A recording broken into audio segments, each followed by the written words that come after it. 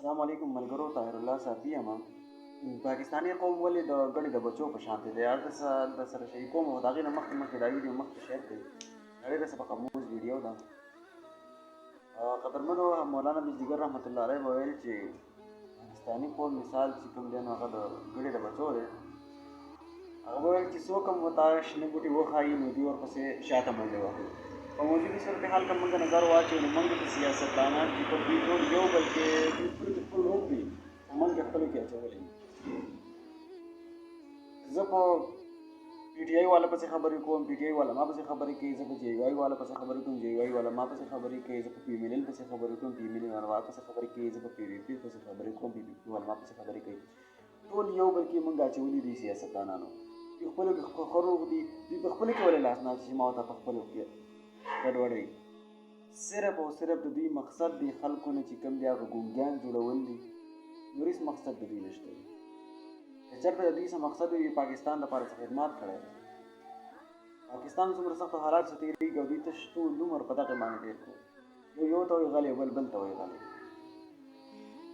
د دې نه موږ الوځي چې کله موږ سوچ وکړو، عمل او کردار ته وګورو، هغه سیاستدان ملاتړ وکړو چې کوم د ملک دپاره مهم وي.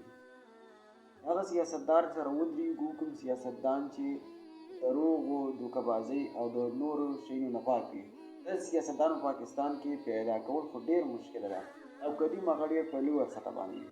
ولې چې موږ دې مخکې موږ مکارو خلکو دوکه کړي یو، موږ ډېر وروسته پاتې شوي په دې وجه باندې. موږ چېرته پویه سړی رانه وستو سیاست ته.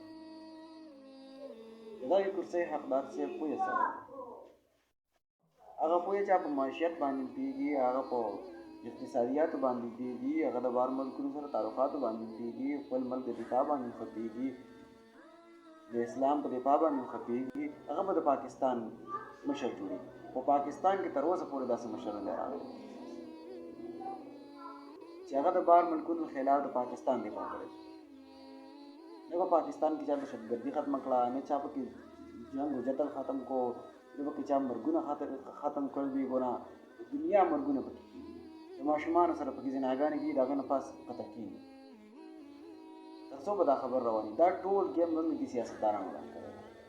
که چېرې موږ صحیح سړی خوښ کړو او مخ ته بوتو، د خپلې طبقې سړی مخکې کړو، نو بیا شاید چې موږ کامیاب قوم یو.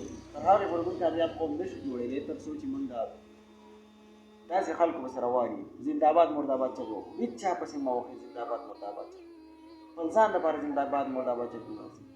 خپل ځان اول ټیک کړئ، نه بیا یې هم ټیک کړئ. یو سیاستدان هم تعالی نه شي ټیک کولی.